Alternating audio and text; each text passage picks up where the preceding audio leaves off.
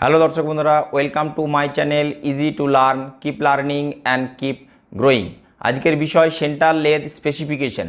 Centre লেদকে কিনতে গেলে বাজারে আমরা কি তার বিশদ বিবরণ বললে আমি আমার যে রিকোয়ারমেন্ট সেই অনুযায়ী লেদটাকে কিনতে পারবো।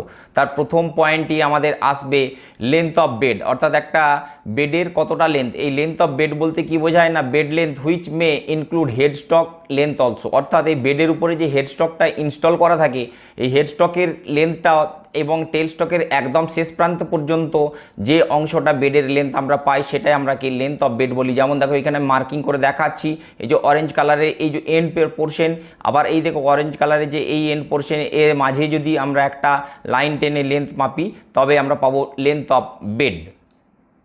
নেক্সট পয়েন্ট আসবে the maximum length of work that can be turn between two centres, অর্থাৎ দুটো সেন্টারের মধ্যে আমরা কত বড় সাইজের জবকে বেঁধে পর কাটতে পারবো সেটাই হবে length of maximum work that can be turn. এর বাঁ দিকের যে অংশ আমরা অর্থাৎ চাকের সাথে পোর্শনেতে যে অংশটা লাগানো থাকে সেটাকে বলা হয় লাইভ সেন্টার, এবং যেটা টেল স্টক পোর্শনে লাগানো থাকে সেটা বলা হয় ডেড সেন্টার। এই লাইভ সেন্টার এবং ডেড সেন্টারের মাঝে সব থেকে কত বড় আমরা জব আমরা লাগাতে পারবো সেটাই হবে জবের ম্যাক্সিমাম লেন্থ।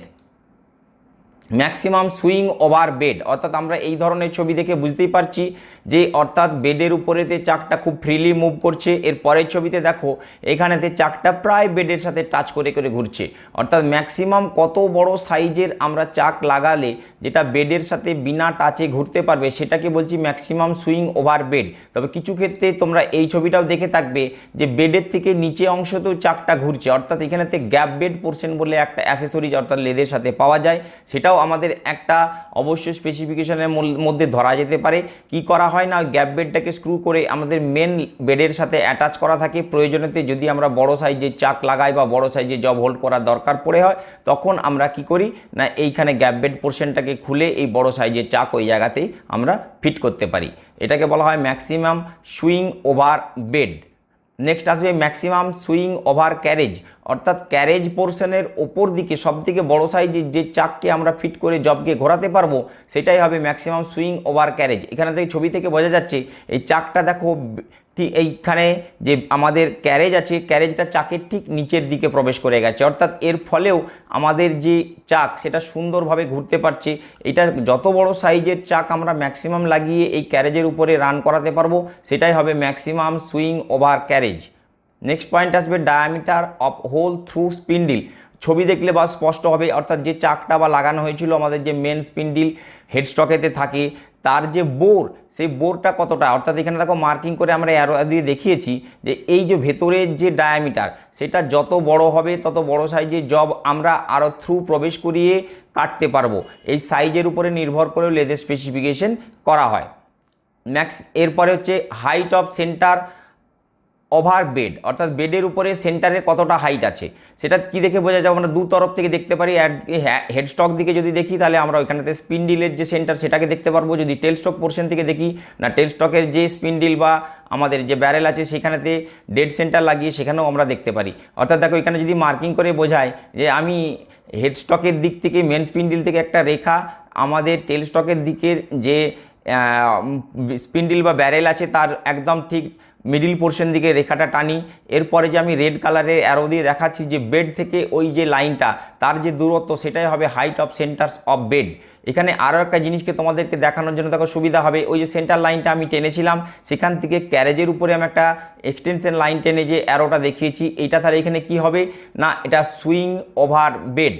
এখানে একটা মেজারমেন্ট আমরা পাই, যদি এই লেন্থটাকে ক্যাপিটাল এইচ বলি তাহলে এখানে কি হবে না সুইং ওভার বেড হবে ক্যাপিটাল এইচ ইন্টু 2, আর এখানে যদি এটাকে স্মল এইচ দ্বারা প্রকাশ করি তাহলে সুইং ওভার ক্যারেজ হবে small H into 2। With of bed, অর্থাৎ বেডটা কতটা চওড়া তার উপরে নির্ভর করে স্পেসিফিকেশন করা হয়। এখান থেকে মার্কিং করে যদি দেখি আমরা দুটো এক্সটেনশন লাইন টেনে বেডের দু সাইডেতে দেখিয়েছি। এরপর দেখো দু সাইডেতে অ্যারো দিয়ে এই পোর্শনটাকে বলছি আমরা উইথ অফ বেড, অর্থাৎ বেডটা কতটা চওড়া, এটাও একটা লেদের specification. Capacity of tool post, tool পোস্টে কতটা ক্যাপাসিটি আছে, কতগুলো টুল হোল্ড করতে পারে, কী ধরনের টুল পোস্ট ওখানে লাগানো যেতে পারে তার উপর নির্ভর করে স্পেসিফিকেশন করা হয়। যেমন এটা হচ্ছে 4-ওয়ে টুল পোস্ট, এখানে 4টে টুলকে আমরা একসাথে লাগিয়ে কাজ করতে পারি। এটা যেমন হচ্ছে কুইক চেঞ্জ টুল পোস্ট, এখানেতে আমরা কি বারবার টুল পোস্টেতে একটা একটা করে টুল লাগিয়ে বারবার কুইক চেঞ্জ করতে পারি। এছাড়াও কীরকম হয় না, এটা টারেট হেড, এখানে 8টা 10টা এরকম পর্যন্ত আমরা টুল একসাথে সেট করে সেগুলোকে মুভ করিয়ে কাজ করতে পারি। এই টুল পোস্টের উপরে নির্ভর করেও সেন্টার লেথে স্পেসিফিকেশন করা হয়ে থাকে।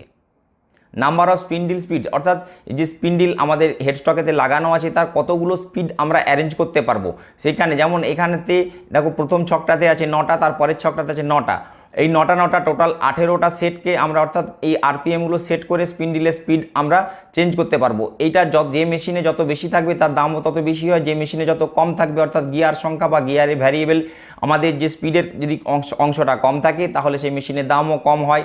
এটার উপর নির্ভর করেও আমরা সেন্টার লেথ স্পেসিফিকেশন করে থাকি। Pitch range of metric and inch threads, অর্থাৎ আমরা যে ইঞ্চে বা মেট্রিকেতে যে থ্রেড কাটবো তার যে দেখো এখানে একটা চার্ট দেওয়া আছে, এখানে ফিড রেটের চার্টও দেওয়া থাকে, এর উপরেও নির্ভর করে অনেক সময় সেন্টার লেথ স্পেসিফিকেশন করা হয়। অর্থাৎ কত বেশি রেঞ্জ আমরা পিচ কাটতে পারবো সেই উপরে নির্ভর করেও আমাদের সেন্টার লেথে স্পেসিফিকেশন করা হয়।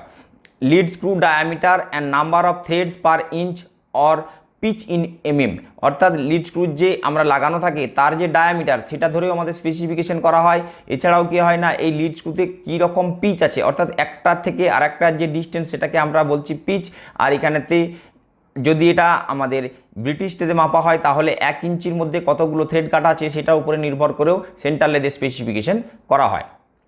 এরপরে আসছে ক্যাপাসিটি অফ ইলেকট্রিক্যাল মোটর, অর্থাৎ এই স্পিন্ডিলটাকে ঘোরাতে গেলে আমাদের একটা ইলেকট্রিক মোটরের দরকার হয়ে পড়ে। এই ইলেকট্রিক মোটরটার যে ক্যাপাসিটি, অর্থাৎ এই যে দেখো ইলেকট্রিক মোটরটা লাগানো হয়েছে এই স্পিন্ডিলটাকে ঘোরানোর জন্য, এই ক্যাপাসিটির উপর নির্ভর করেও সেন্টার লেথে স্পেসিফিকেশন করা হয়। অর্থাৎ এই মোটরটা কত এইচপির, আমাদের 1 এইচপি কি 2 এইচপি কি 3 এইচপি, এছাড়া কি আছে না 3 ফেজ মোটর 2 ফেজ মোটর, এইসবের উপরে ডিপেন্ড করেও আমাদের একটা স্পেসিফিকেশন করা হয়ে থাকে। সাধারণত এই মেন পয়েন্টগুলোই আমরা লেথ কিনতে গিয়ে বা লেথ স্পেসিফিকেশনের ক্ষেত্রে খেয়াল রাখবো। দ্যাটস